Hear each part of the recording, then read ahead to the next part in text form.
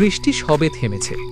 বৃষ্টির জন্য বেরোতে অনেকটাই দেরি হলো, না হলে নতুন বউকে নিয়ে এত রাতে রওনা দেওয়ার ইচ্ছা ছিল না অবিনাশের।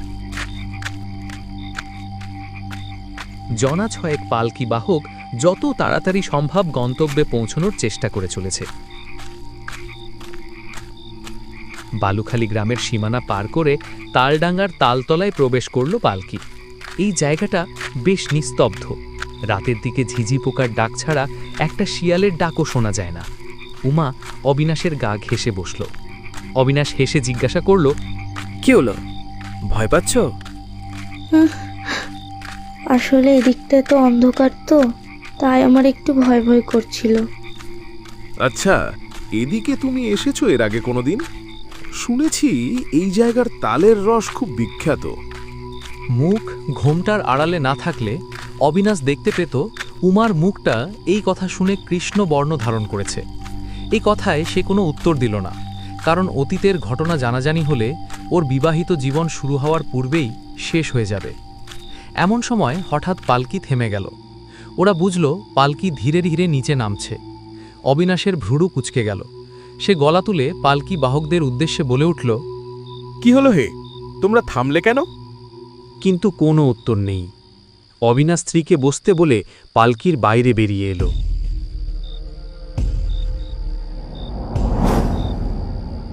কিন্তু এ কি আশ্চর্য ব্যাপার, বাইরে তো কেউই নেই। এদিকে উমার ভয়ে বুক শুকিয়ে যাচ্ছে।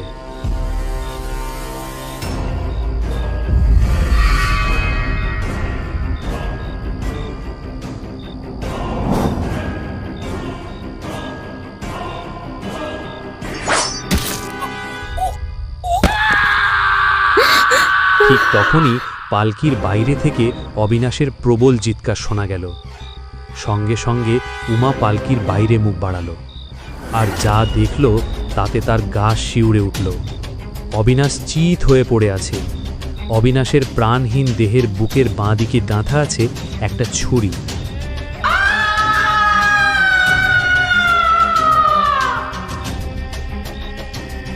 পালকি ঠিক সময় পৌঁছায়নি দেখে সকলে দল বেঁধে ওদের খুঁজতে বেরিয়েছে। তখনও ভোর হয়নি। হাতে মশাল নিয়ে তালডাঙ্গার তালতলায় প্রবেশ করতেই সেই নির্জন ছায়াময় স্থানে তাদের চোখে পড়ে এক ভয়াবহ দৃশ্য। অবিনাশের নিথর দেহ ছুরি গাঁথা অবস্থায় পড়ে আছে, আর উমার মৃত্যু দৃশ্য আরও ভয়ানক। উমার শরীরটা রয়েছে পালকির ভেতরে, কিন্তু মুন্ডুটা রয়েছে একটা তাল গাছের নিচে, যেন কেউ নিষ্ঠুরভাবে মাথাটা কেটে বাইরে ছুঁড়ে ফেলে দিয়েছে। আর সেই 6 জন পালকি বাহক, তাদের কোনো চিহ্নই নেই সেখানে, যেন তারা কর্পূরের মতো উধাও হয়ে গেছে। প্রত্যেকের মুখে মুখে তখন কেবল একটাই কথা, এই কাজ কোনো মানুষের দ্বারা সম্ভব নয়।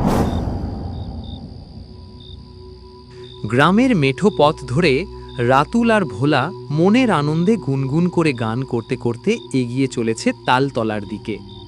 তালতলায় প্রবেশ করতেই ভোলা বলল, আরে রাতুল, রাতে কি আমাদের এই কাজ করার দরকার ছিল?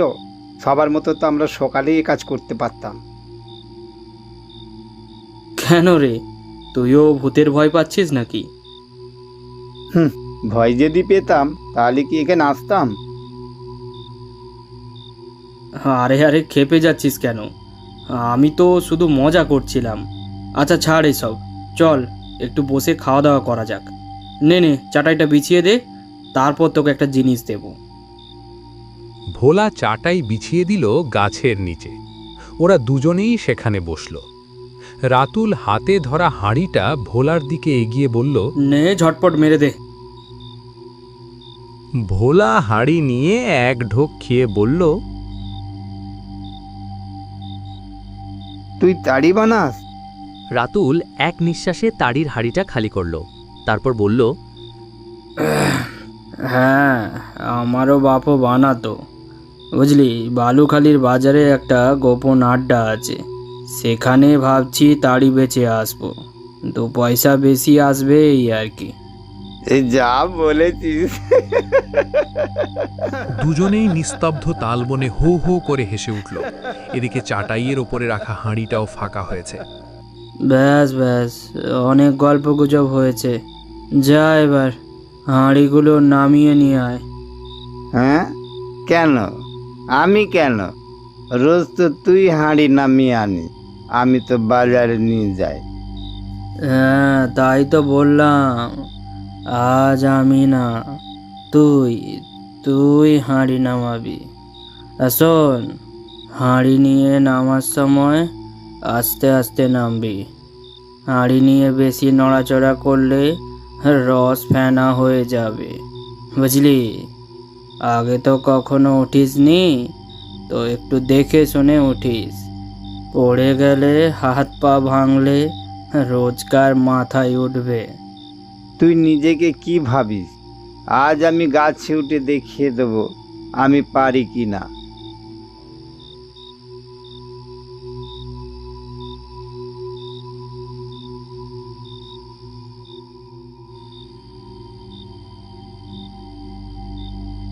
ভোলা হলো রাতুলের চেলা। রাতুল যা বলে ওকে তো সেটাই করতে হয়, আর প্রত্যেকবারের মতো সেটাই করতে হচ্ছে। ভোলা আস্তে আস্তে হাঁড়িগুলো নামিয়ে আনলো। মোট 4টে হাঁড়ি দড়ি দিয়ে শক্ত করে বাঁধছিল রাতুল। তারপর একটু থেমে বলল, এই ভোলা, তুই একটু হাঁড়িগুলো বাঁধ, আমি একটু ঝাড় থেকে আসছি। হালকা হতে হবে, বুঝলি? আজ একটু বড্ড নেশা হয়ে গিয়েছে, তাড়িটা একটু বেশি মেরেছি কি না। এই বলে রাতুল ঝোপঝাড় টপকে অন্ধকারে মিলিয়ে গেল। রাতুলের হাঁড়িগুলো দড়ি দিয়ে বাঁধার সময় ভোলার মনে হলো রাতুলের হাঁড়িগুলো একটু বেশি ভারী। এমন সময় ওর মাথায় একটা বদমাইশি বুদ্ধি খেলে গেল। রাতুলকে সরাসরি জব্দ করার সাহস ওর নেই, তাই রাতুলের হাঁড়ি থেকে একটু রস চুরি করে নিজের হাঁড়িতে ঢেলে নেবার লোভ সে সামলাতে পারল না। ভোলা ঝোপঝাড়গুলোর দিকে সতর্ক দৃষ্টি নিক্ষেপ করে দেখল রাতুল এখনো আসছে না। সে চুপি চুপি রাতুলের হাঁড়িটা তুলতেই বিদ্যুতের এক ঝলকে হঠাৎ তার চোখ আটকে গেল রসের হাঁড়ির ভেতরে। রসের মধ্যে কি যেন নড়ছে। ভোলা হাঁড়ির ভিতরে হাত ঝুঁকিয়ে সেই জিনিসগুলোকে তুলে এনে দেখল এক মুঠো চুল। ভোলার চোখ বড় বড় হয়ে গেল। চুল! এত চুল কোথা থেকে এলো? এত বড় চুল নিশ্চয়ই কোনো মেয়ে মানুষেরই হবে, কিন্তু সেটা হাঁড়িতে এলো কি করে? হাঁড়ি তো আর মাটিতে ছিল না, ছিল গাছের ওপরে। চুল ধরে টানতে কিছু একটা যেন হাঁড়ির মুখে আটকে গেল। ভোলা একটু জোর দিয়ে টানতেই ওর হাতে উঠে এলো লম্বা চুল বিশিষ্ট একটা মেয়ে মানুষের কাটা মাথা। ভোলার শরীর ঠান্ডা হয়ে গেল। বিদ্যুতের ঝলকানিতে মেয়ে মানুষের আস্ত মুখটা চকচক করে ফুটে উঠল। ভোলা সেই মেয়েটির মুখ চিনতে পারল। ঠিক তখনই মেয়েটি চোখ খুলে অগ্নিদৃষ্টি নিক্ষেপ করল ভোলার দিকে। ভোলা মাথাটা ছুঁড়ে ফেলে দিয়ে তীব্র আর্তনাদ করে ছুটতে শুরু করল। কিন্তু মেয়েটির কাটা মুন্ডু থেকে লম্বা লম্বা পিচ্ছিল কালো চুল সাপের মতো এগিয়ে গেল ভোলার পায়ের দিকে। দড়ির মতো করে তার ডান পা জড়িয়ে ধরল। ভোলা মুখ থুবড়ে পড়ল মাটিতে। পা থেকে ছাড়াতে চেষ্টা করল চুলগুলো, কিন্তু সেই চুল জীবন্ত হয়ে আষ্টেপিষ্টে জড়িয়ে ধরল ভোলার গোটা শরীর। তারপর ভোলার মুখ থেকে বেরিয়ে এলো মরণ চিৎকার।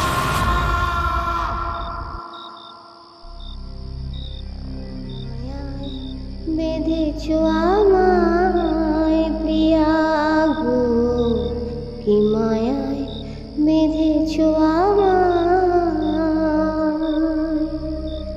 বুকে ধরে রাখো। রাতুলের বুকের ভিতরে হালকা একটা ঠান্ডা কাঁপুনি বয়ে গেল। এই সুর, এই কণ্ঠস্বর রাতুল কোথাও যেন একটা শুনেছে, কিন্তু কোথায় সেই স্বর শুনেছে সেটা মনে করতে পারল না। আর দেরি না করে রাতুল ছুটে গেল সেই দিকে যেখানে ভোলা রসের হাঁড়িগুলো নিয়ে বসে আছে। কি মায়ায় বেঁধেছো আমায় প্রিয়া। এ ভোলা, চল বাপ, এবার ঘরে যাই। কিরে, কোথায় গেলি? এ কি, এখানে তো কেউ নেই, চাটাই পুরো ফাঁকা, আর হাঁড়িগুলোও নেই। সালা ভিতর ডিম একখানা, নিচের হাঁড়িগুলো নিয়ে আমায় ফেলে পালিয়েছে। এ ভোলা, বেঁধেছো আমায় প্রিয়া গো, কি মায়ায় বেঁধেছো। এত রাতে কোন মেয়ে এই জঙ্গলে এসে গান গাইবে? ভূতের উপদ্রব যে এখানে নেই তা রাতুল ভালোভাবেই জানে, কিন্তু এত চেনা চেনা লাগছে কেন সুরটা? হঠাৎ রাতুলের স্মৃতির পর্দার মধ্যে দিয়ে একটা হাসি মুখ ভেসে উঠল, যে এই সুরটা একমাত্র রাতুলের জন্যেই গাইত। রাতুল থমকে দাঁড়িয়ে অস্ফুটে বলে উঠল, উমা, ওগো প্রিয়া, কি মায়ায় বেঁধেছো আমায় প্রিয়া। কিন্তু উমা তো মাসখানেক আগেই।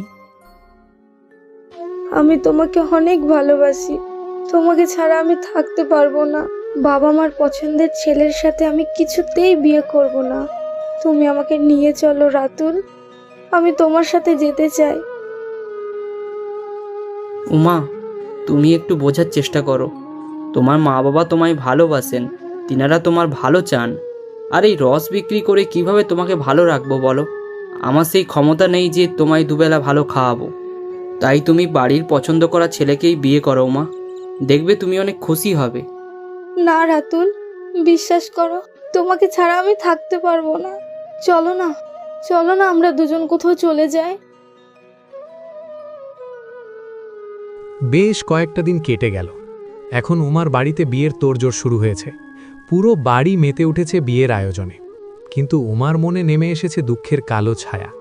কারণ রাতুলকে যে সে বড্ড ভালোবাসে, তাকে ছাড়া জীবনটা কেমন যেন শূন্য মনে হয়। ভালোবাসার মানুষকে ছেড়ে অন্য একজনকে নিজের করে নেওয়া, এটা উমা কিছুতেই মেনে নিতে পারছে না।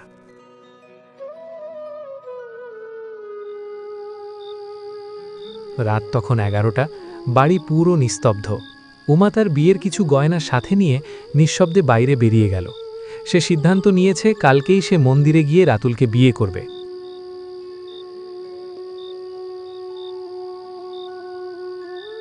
রাতুল, এই তারই বেচার কদিন চলবে বলতো? আর কটা দিন রে ভোলা, তারপর আমিও বড় লোক হয়ে যাব। শহরে গিয়ে অনেক ব্যবসা করব।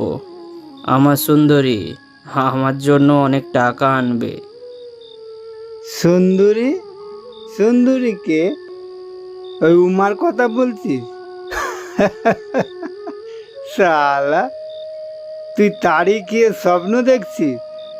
কাল উমার বিয়ে, ও বিয়ে করে পরের বাড়ি চলে যাবে, আর তুই শালা দেবদাসে ঘুরে বেড়াবি। ও যেখানে ইচ্ছে যাক, আমার তাতে কোনো কিছু যায় আসে না। ওই মেয়ে মানুষকে আমি ভালোবাসি না রে। শুধু একবার সোনার গয়নাগুলো হাতে পেয়ে গেলে ওকে আমি গিয়ে শহরে বেচে দিয়ে আসবো। রাতুলের মুখের ভাষা শুনে হতচকিত হয়ে দাঁড়িয়ে থাকল উমা। এটা সে কি করতে যাচ্ছিল? যে মানুষটা তাকে ভালোই বাসে না, তার জন্য কি না? ছে ছে, এই কথা ভাবতেই তার নিজের ওপর ঘেন্না এলো। কিন্তু আর না, এক মুহূর্ত আর এখানে দাঁড়িয়ে থাকা যাবে না। সে সিদ্ধান্ত নিল বাবার দেখা ছেলেকেই সে বিয়ে করবে। ঠিক তখনই উমার পা লেগে বারান্দায় রাখা খালি কলসিটা পড়ে গেল। আওয়াজটা শুনে রাতুল আর ভোলা সঙ্গে সঙ্গে বাইরে বেরিয়ে এসে দেখে সেখানে উমা দাঁড়িয়ে আছে। উমা, উমা, তুমি আমায় ভুল ভাবছো। বিশ্বাস করো, আমি তোমায় অনেক ভালোবাসি।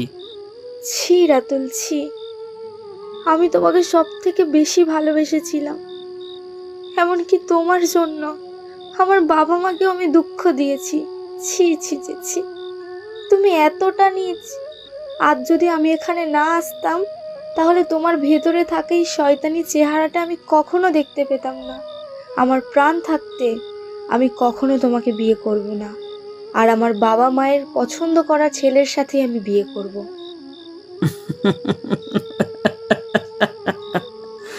এখান থেকে যেতে দিলে তবে তো তুমি বিয়ে করবে। এই শয়তান, ছাড়, ছাড় আমাকে, ছাড় বলছি, আমি তোকে শেষ করে ফেলবো, ছাড় আমাকে। সাথে সাথেই উমা দেওয়ালে দান করানো লোহার রডটা তুলে সজোরে আঘাত করল রাতুলের মাথায়। আঘাতের চাপ সহ্য করতে না পেরে রাতুল সেখানেই অজ্ঞান হয়ে পড়ে যায়। চোখের সামনে এই সমস্ত ঘটনা দেখে ভোলা নিজের প্রাণ বাঁচাতে সেখান থেকে পালিয়ে যায়।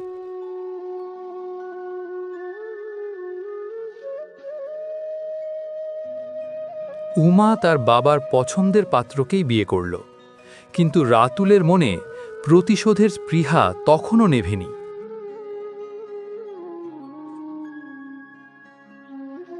বিয়ের পরের দিন শ্বশুরবাড়ি যাওয়ার জন্য যখন উমা আর অবিনাশ পালকি করে রওনা দেয়, ঠিক তখনই সুযোগ বুঝে অবিনাশের বুকের মধ্যে ছুরি গেঁথে দেয় রাতুল, আর উমাকে পালকি থেকে বের করে ওর গলা কেটে আলাদা করে ফেলে মাথাটাকে। আর ওই 6 জন পালকিবাহককে রাতুল আগে থেকেই হাত করে রেখেছিল।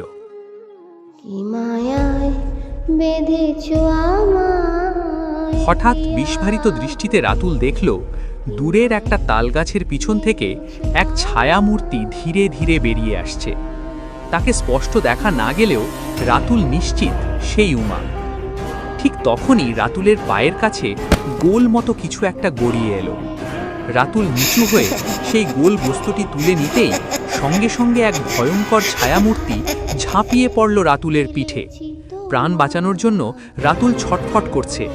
হাতে ধরা মাথাটা যেন আঠার মতো লেগে আছে। কিছুতেই রাতুল হাত থেকে সেটা ফেলে দিতে পারছে না।